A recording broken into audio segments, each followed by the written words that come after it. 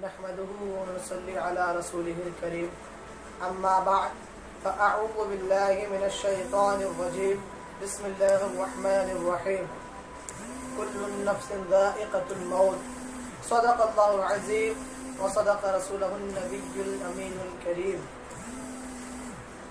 اللہ تبارک و تعالی قرآن مجید والفرقان حمید میں ارشاد فرماتا ہے کل نفس ذائقۃ الموت، یعنی ہر جان کو موت کا مزہ چکھنا ہے، ہر جان کو موت کا مزہ چکھنا ہے، موت کا مزہ چکھنا ہے۔ ہم اس پر غور کریں، پروردگار نے جو قرآن پاک میں آیت نازل کی ذائقۃ الموت یعنی موت کا مزہ چکھنا ہے۔ اب دور حاضر کا ہم یہ جائزہ لیں، ہم کیوں اس کا تجربہ یہ ہے، اگر ہم کوئی کھانا کھاتے ہیں تو وقتی طور پر اس کا جو ذائقہ یعنی ٹیسٹ ہوتا ہے وہ زبان پر ہوتا ہے۔ یعنی مثال کے طور پہ اگر ایک لذیذ پکوان بریانی کھا لیا یا کوئی دوسری کوئی ایسی لذیذ چیز کو ہم نے کھایا تو اس کا جو ٹیسٹ ہوتا ہے یعنی ذائقہ ہماری زبان پہ ہوتا ہے، لیکن کچھ وقت گزر جانے کے بعد وہ ذائقہ بھی ختم ہو جاتا ہے، یعنی جو ذائقہ پہلے تھا یعنی کھانا کھانے سے پہلے جو ذائقہ تھا پھر سے وہی ذائقہ زبان پہ آ جاتا ہے۔ اس کا مطلب یہ ہوا کہ ہم نے جس وقت کھانا کھایا اس وقت ہماری زبان پر اس پکوان کا ذائقہ یعنی اس کا ٹیسٹ تھا، اور جیسی وقت گزرا وہ ٹیسٹ ہمارے سے ختم ہو گیا۔ تو یہی پروردگار فرما رہا ہے کل نفس ذائقۃ الموت، ہر جان کو موت کا مزہ چکھنا ہے، موت کا مزہ چکھنا ہے، یعنی کہ ایک آن کے لیے انسان کو موت آنا ہے، اس کی روح قبض کر لینا ہے، پھر وہ بندہ جیسے کہ ویسا ہے۔ آج کچھ لوگ کہتے ہیں نا کہ انبیاء معاذ اللہ مر کر مٹی میں مل گئے ہیں، تو اعلیٰ حضرت فرماتے ہیں کہ انبیاء کو بھی اجل آنی ہے، ایسی کہ فقط آنی ہے، ایسی کہ فقط آنی ہے، اور مثل ثابت پھر وہی جسمانی ہے۔ یعنی یہی ہوا کہ ایک وقت کے لیے، چونکہ اللہ کا وعدہ ہے کہ میں ہر بندے کی روح کو نکالوں گا، اس کو موت کا مزہ چکھنا ہے، تو یقیناً موت طے ہے، وہ چاہے نبی ہو، ولی ہو یا عام بندے ہو، موت طے ہے، یعنی روح کو قبض کر لیا جائے گا، لیکن پھر جیسے کہ ویسے ان کی روح کو ان کے جسموں میں ڈال دیا جائے گا۔ یہ انبیاء اکرام علیہ السلام کی ذات ہے کہ اللہ تبارک و تعالی فرماتا ہے کہ انبیاء اپنی اپنی قبروں میں زندہ ہے، اور قرآن پاک کا مفہوم ہے کہ ان کو رزق بھی دیا جاتا ہے۔ تو یہ انبیاء اکرام علیہ السلام کی ذات ہے، وہ اپنے قبروں میں زندہ ہے، چونکہ اللہ خود فرماتا ہے ذائقۃ الموت، موت کا مزہ چکھنا ہے۔ اسی طرح ہمارے عام بندہ اگر اس کا انتقال ہوتا ہے تو اس کو بھی یہی سمجھ لیں کہ بس کچھ وقت کے لیے اسے موت آنا ہے، پھر بعد میں اس کے جیسے کہ ویسے وہ بندے کی روح لوٹا دی جاتی ہے۔ اب اس کو یوں سمجھ لیں کہ جیسے ہی ہم اس بندے مومن کو قبر میں دفنا دیتے ہیں، اور اس کے بعد پیارے آقا صلی اللہ علیہ وسلم فرماتے ہیں کہ منکر نکیر قبر میں حاضر ہوتے ہیں اور اس سے کہتے ہیں، سوال کرتے ہیں من ربوں کا، تیرا رب کون ہے؟ مجھے یہ بتائے، بندے کا تو انتقال ہو چکا ہے نا، وہ تو مر چکا ہے، پھر مردوں سے سوال کیوں؟ مردوں سے سوال کی پتہ یہ چلا کہ اس کی روح واپس لوٹا دی جاتی ہے، اور منکر نکیر اس بندے کو دوبارہ زندہ بھی کریں گے، یہ اختیار بھی ہے ان کا، جب اسے اٹھا کر بیٹھائیں گے اور اس کے بعد اس سے سوال کریں گے تیرا رب کون ہے، تیرا دین کیا ہے، ما کنت تقول بشان ھذا الرجل، اس ذات کے شان میں ان کے بارے میں تو کیا کہا کرتا تھا؟ تو بندہ مومن ہوگا تو اس کا صحیح جواب دے گا۔ تو یہ اس کا مطلب یہ ہوا کہ ذائقۃ الموت یعنی کہ موت کا مزہ چکھنا ہے۔ اب دور حاضرہ کا ہم یہ جائزہ لیں کہ جب کسی بندے کا انتقال ہوتا ہے تو ہوتا کیا ہے کہ گھر والوں کا جو رونا اور سب چیزیں ہیں، بہت ساری چیزیں ہوتی ہیں۔ بہرحال ایک حدیث پاک میں سناتا ہوں کہ اصل میں یہ موت کیا ہے۔ پیارے نبی صلی اللہ علیہ وسلم فرماتے، ترمذی اور نسائی شریف کی یہ حدیث ہے، پیارے آقا صلی اللہ علیہ وسلم کی حدیث ہے کہ عن ابی ہریرہ قال قال رسول اللہ صلی اللہ تعالی علیہ وسلم اکثروا ذکر هذه من لذات الموت، یعنی حضرت ابو ہریرہ رضی اللہ تعالی عنہ نے کہا کہ رسول کریم صلی اللہ تعالی علیہ وسلم نے ارشاد فرمایا کہ دنیا کی لذتوں کو ختم کر دینے والی چیز موت کو کثرت سے یاد کریں. یعنی ہماری لذتوں کو ختم کر دینے والی اگر کوئی چیز ہے تو وہ موت ہے. اس کا مطلب یہ کہ ہم موت کو کثرت سے یاد کریں. جب بندہ موت کو یاد کرتا ہے نا تو دنیا کی لذتوں کو بھلا دیتا ہے, دنیا کی لذتیں ختم ہو جاتی. تو اس لیے میرے آقا نے فرمایا کہ دنیا کی لذتوں کو ختم کر دینے والی چیز کثرت سے موت کو یاد کریں. تو یہ حدیث ترمذی اور نسائی شریف کی ہے. تو اس کا مطلب یہ ہے کہ ہم موت کو یاد کریں. اب آگے چلتے ہیں. میں جو بات عرض کرنے والا ہوں کہ دور حاضرہ کا ہم جائزہ لیں کہ جو لوگ میت کے پاس خوب زار و قطار روتے ہیں اور پھوٹ پھوٹ کر اور بیان کر کے روتے ہیں, اس کے تعلق سے حدیث پاک میں کیا ہے, ہم اس کو ذرا نظر کر لیتے, دیکھ لیتے ہیں ایک نظر. بخاری اور مسلم شریف کی حدیث ہے. حضرت عبداللہ بن عمر رضی اللہ تعالی عنہما نے کہا کہ رسول کریم صلی اللہ تعالی علیہ وسلم نے فرمایا کہ خبردار ہو کر سن لو کہ آنکھ کے آنسو اور دل کے غم کے سبب خدائے تعالی عذاب نہیں فرماتا اور زبان کی طرف اشارہ فرماتا ہے. زبان کی طرف اشارہ فرمایا اور آپ فرماتے ہیں کہ لیکن اس کے سبب عذاب یا رحم فرماتا ہے, اور گھر والوں کے رونے کی وجہ سے میت پر عذاب ہوتا ہے جبکہ اس نے رونے کی وصیت کی ہو یا وہاں رونے کا رواج ہو, اس نے منع نہ کیا ہو, یا یہ مطلب ہے کہ ان کے رونے سے میت کو تکلیف ہوتی ہے. اس کا مطلب یہ ہوا کہ جو جنازے کے قریب ہو کر جو زار و قطار روتا ہے, بیان کر کے یہ زبان کی وجہ سے اس کے اوصاف بیان کر کے روتا ہے, اس کا مطلب یہ ہے کہ اس کی وجہ سے میت پر عذاب نازل ہوتا ہے. اگر کوئی بندہ خاموشی سے غم کا اظہار کرے, آنکھوں سے آنسو یوں نکل جائے, تو اس پر اللہ رحم فرماتا, اس بندے پر رحم فرماتا ہے.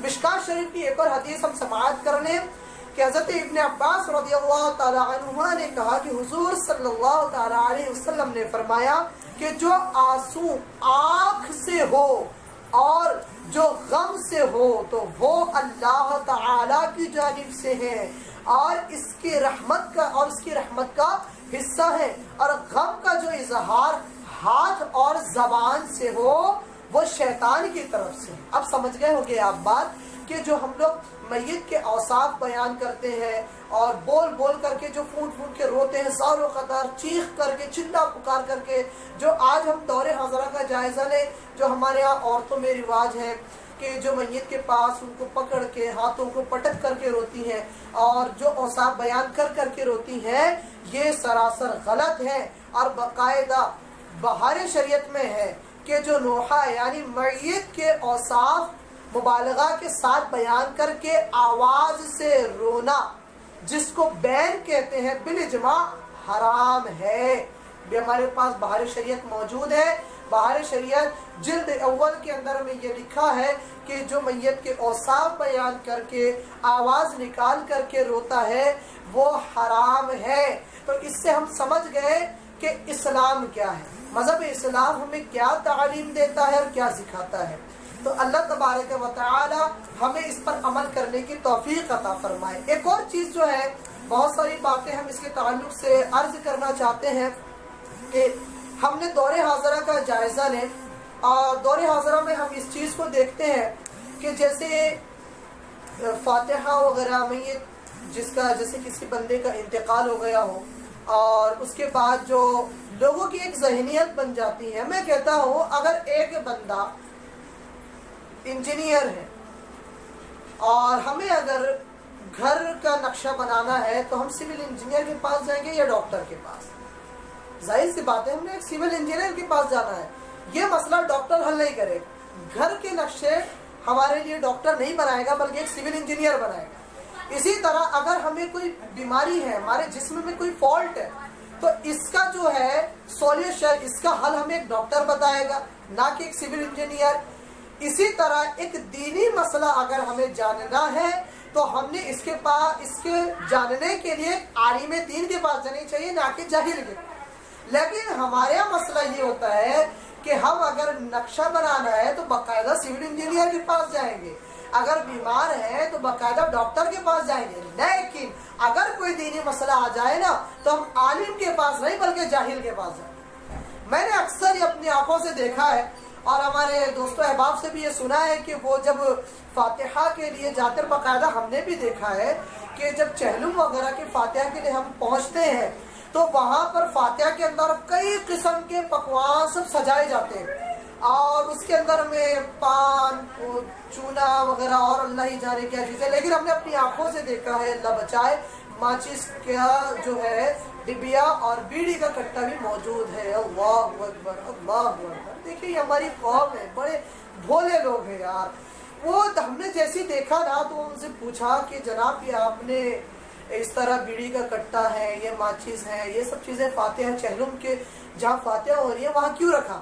تو وہ کہتے ہیں کہ نہیں ہمارے مرحوم کو جناب بڑی پسند تھی، معاذ اللہ رب العالمین نعوذ باللہ، اگر مرحوم شراب پیتا تو کیا فاتحہ میں وہ بھی رکھتے؟ معاذ اللہ، یہ ہماری قوم میں کہاں جا رہی ہے ہم لوگ؟ کس گڑھے میں گھس رہے ہیں ہم نے؟ ارے اللہ کے نبی صلی اللہ علیہ وسلم فرماتے طلب العلم فریضۃ علی کل مسلم و مسلمہ، ہر مسلمان مرد اور عورت پر علم دین حاصل کرنا فرض ہے۔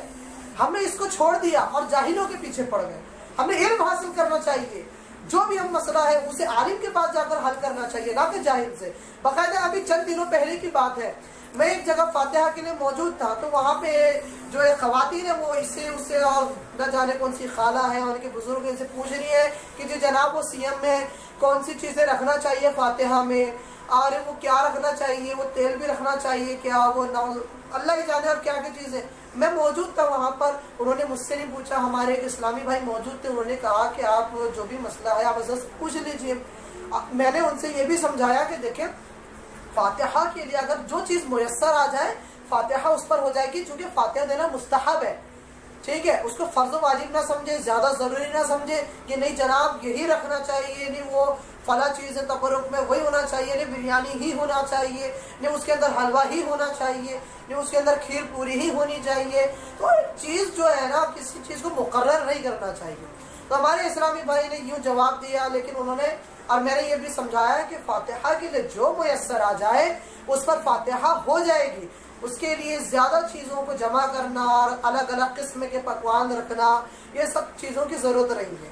اچھا ہمارے لوگوں کا ایک ذہن بنا ہوا یہ ہے کہ 40ویں میں 40 ہی پکوان ہونا چاہیے، اللہ کی پر ایک ذہنیت بن چکی ہے لوگوں کی۔ جو میں نے بتایا نا کہ جب بھی کوئی دینی مسئلہ ہوتا ہے نا تو لوگ عالم کے پاس نہیں جاتے، جاہل کے پاس جاتے ہیں۔ وہ کہتے ہیں ہمارے بزرگوں نے کہا ہے کہ وہ 40ویں میں 40 ہی پکوان ہونا ہے اور 40 کے 40 ہی رکھیں گے، بھلے تھوڑا تھوڑا رکھا جائے لیکن 40 ہی رکھیں گے۔ اگر میں ان سے سوال کروں کہ بتایا نا کہاں لکھا ہے کہ 40 ہی پکوان رکھنا چاہے، ہے نا، جواب نہیں دے پائے گے۔ تو بھائی میں یہ درس دینا چاہتا ہوں ایسے لوگوں کو کہ فاتحہ کو جو ہے نا فرض واجب نہ بنائے، اس کی وجہ سے قوم میں انتشار نہ کرے، اس کی وجہ سے ایسا کوئی کام نہ کرے کہ اس سے فتنہ ہو۔ جو چیز میسر آ جائے اس پر فاتحہ ہونا نہیں چاہیے۔ پھر 40 ہی پکوان، جبکہ میرے آقا صلی اللہ تعالیٰ علیہ وسلم نے فرمایا کہ نکاح کو اتنا آسان کرے کہ زنا کرنا مشکل ہو جائے۔ جی جناب ہم نے نکاح تو دور کی بات چہلم کو ہی مہنگا کر دیا، نکاح دور کی بات، آقا تو نکاح کو آسان کرنے کے لیے کہہ رہے ہیں اور ہم نے چہلم کو مہنگا، نکاح دور کی بات ہے، چہلم کو اتنا مہنگا کر دیا 40 ہی پکوان۔ جی کمپلسری یہ 40 ہی پکوان ہونا چاہیے، وہ بندے کے پاس پیسہ رہے نہ رہے کیا کرے، بزرگوں کے قول کے بوجھ کے اندر وہ دبا ہوا ہے نا، نہیں ہمارے بزرگوں نے کہا تھا 40 ہی ہونا چاہیے۔ تو اللہ کی پناہ اللہ ہمیں سمجھ عطا فرمائے کہ جناب جو چیز شریعت کے اندر میں بہت آسانی ہے، مذہب اسلام نے بہت چیزیں بہت ہمارے لیے آسانی ہے، اس کے اندر میں جو ہے نا کسی بندے پر مذہب اسلام نے جو ہے اسلامی تہذیب نے ظلم نہیں کیا ہے، ہر انسان کے لیے آسانی ہے، بشرط یہ کہ ہم اسے علم حاصل تو کریں، ہم اسے معلوم تو کریں، اپنے علماء کے پاس جائیں، عالموں سے پوچھیں نہ کہ جاہلوں سے۔